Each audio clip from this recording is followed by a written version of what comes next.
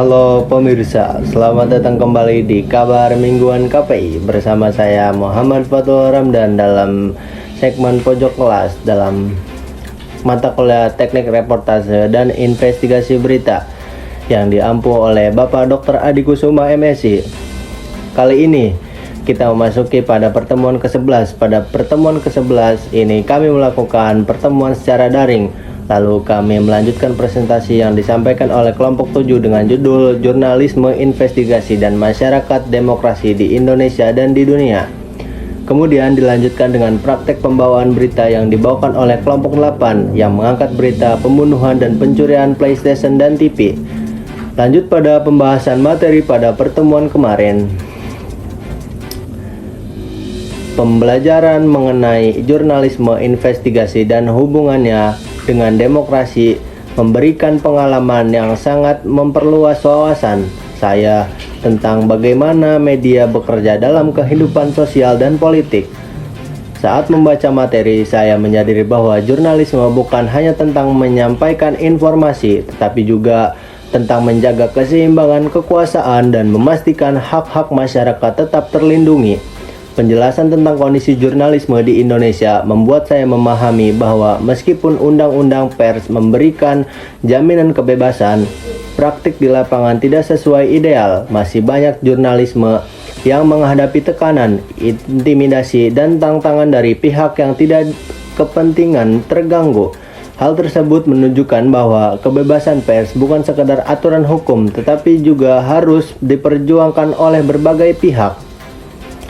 Melalui materi ini, saya juga belajar bahwa jurnalisme investigasi memiliki peran yang sangat jauh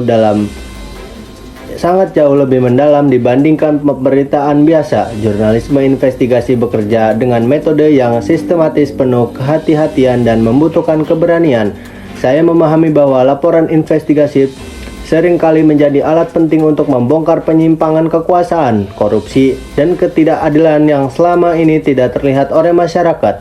Keberadaan jurnalisme investigasi menjadi bukti bahwa media berfungsi sebagai pengawas yang memastikan transparansi tetapi juga terjaga dari sistem demokrasi. Selain itu, materi juga menggambarkan bagaimana perkembangan teknologi digital menghadirkan tantangan baru, arus informasi yang cepat, banjir di informasi propaganda digital, serta persaingan antar platform membuat jurnalisme berada dalam situasi yang semakin kompleks. Kondisi ini menunjukkan jurnalisme untuk tidak hanya mahir dalam teknik peliputan, tetapi juga memiliki kemampuan literasi digital dan verifikasi yang kuat.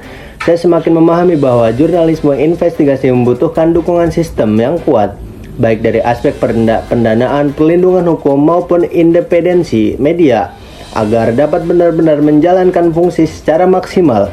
Mendalam materi ini membuat saya merasakan betapa pentingnya keberadaan jurnalisme yang independen dan berintegrasi bagi keberlangsungan demokrasi. Saya menyadari bahwa masyarakat membutuhkan informasi yang benar dan menyeluruh agar dapat mengambil keputusan secara bijak.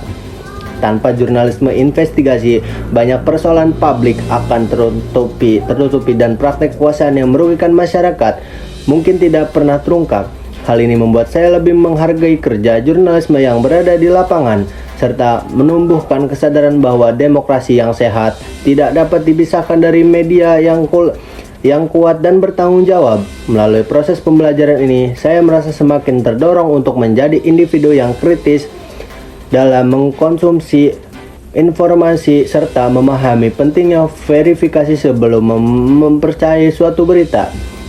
Materi tidak hanya menambahkan pengetahuan, tetapi juga membantu saya untuk membentuk pandang baru bagi saya terhadap profesi jurnalis dan peran dalam masyarakat. Saya menyimpulkan bahwa jurnalisme investigasi adalah fondasi penting untuk memastikan nilai-nilai demokrasi tetap hidup, dan pembelajaran mengenai ini sangat relevan untuk dipahami oleh siapapun yang peduli pada masa dapat kehidupan demokratis.